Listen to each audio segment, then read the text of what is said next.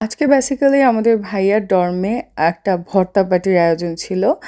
ভাইয়া ওটা আয়োজন করেছে। আমাদের সবাইকে ভর্তা পার্টিতে ইনভাইট করেছিল। তো আমরা ওইখানে গিয়েছিলাম। আজকে আমরা কি করেছি, কি খেয়েছি ওটা নিয়ে মোটামুটি আজকের ব্লগটি। এই যে সকালে দেখতেছেন এখানে আমি লাল আটার রুটি বানাচ্ছি। আমি ইদানিং লাল আটার রুটি খাওয়ার চেষ্টা করতেছি। ভালো একটা ডায়েট মেইনটেইন করার চেষ্টা করতেছি। আনহেলদি একটু কম খাচ্ছি। মোটামুটি যা খাচ্ছি কার্বোহাইড্রেট একটু কম খাচ্ছি এরকম। আর এই যে এখানে ডিম ৩টা অমলেট করে নিলাম আমার আর সামির জন্য। এখানে আমি একটা রুটি খাবো, সামি একটা রুটি খাবে। আর হচ্ছে ডিম খাবো। আর এটাই রেডি করে নিচ্ছি। সামিও এখন থেকে আমার সাথে ডায়েট করতেছে।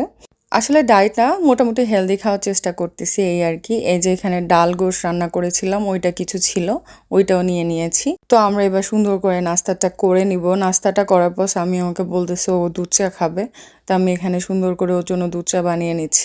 আমি খাবো না, এখানে আমি স্বামীর জন্যই বানাচ্ছি। স্বামীকে দিয়ে দিব, স্বামীকে দিয়ে বাকিটা রেখে দিব। পুরো দিনে প্রায় ২-৩ বার করে দুধ চা খায়। তো আমি এই জন্য একসাথে বানিয়ে নিচ্ছি ওর জন্য। তো ওকে চাটা দিয়ে আমি মোটামুটি বাসার যে বাকি সব কাজ টাজ আছে ওইগুলো সব গুছিয়ে নিব।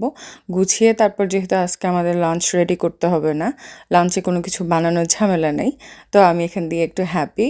তো স্বামীকে চাটা দিয়ে আমরা চলে গেলাম ভাইয়ার ডর্মে।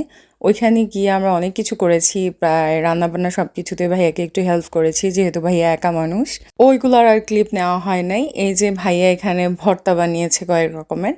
আলু ভর্তা বানিয়েছে, ঢ্যাঁড়স ভর্তা বানিয়েছে, টমেটো ভর্তাটা আমি বানিয়েছিলাম, আবার আলুর ঝুরি ভাজাটা বানিয়েছে ভাইয়া। মানে মাঝে মধ্যে বাঙালি খাবার খেতে এত ভালো লাগে, আর বিদেশের মাটিতে এই জিনিসটা আসলে অনেক অন্য ধরনের একটা আবেগ। এই যে বেগুন ভাজা করেছে, আর এখানে বড় রুই মাছ ভাজি করে তারপর ভুনা করেছে টমেটো দিয়ে।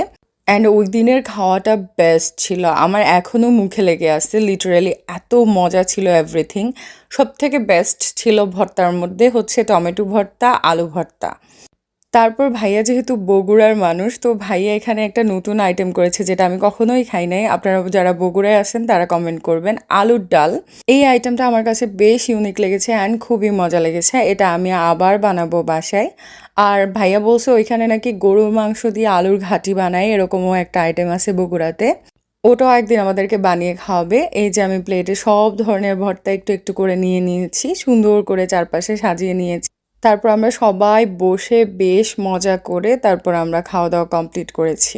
এই দিক দিয়ে আমরা খাওয়া দাওয়া কমপ্লিট করে আমরা চলে আসছি এখানে আপেল বাগানে।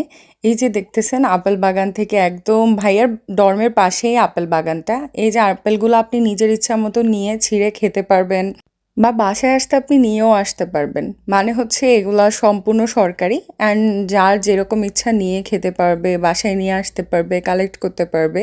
তো আমরা এখানে সুন্দর করে আপেল গাছের নিচে বসে নিউটনের তত্ত্ব আবিষ্কার করতেছি, কথা বলতেছি। এই যে পাকা পাকা আপেলগুলো পেড়ে নিছে স্বামী গাছ থেকে।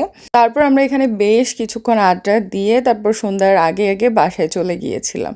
আর আজকের দিনটা আমাদের অনেক ভালো কেটেছে। অ্যান্ড এই ছিল আজকের ব্লগটি। এতক্ষণ সাথে থাকার জন্য ধন্যবাদ।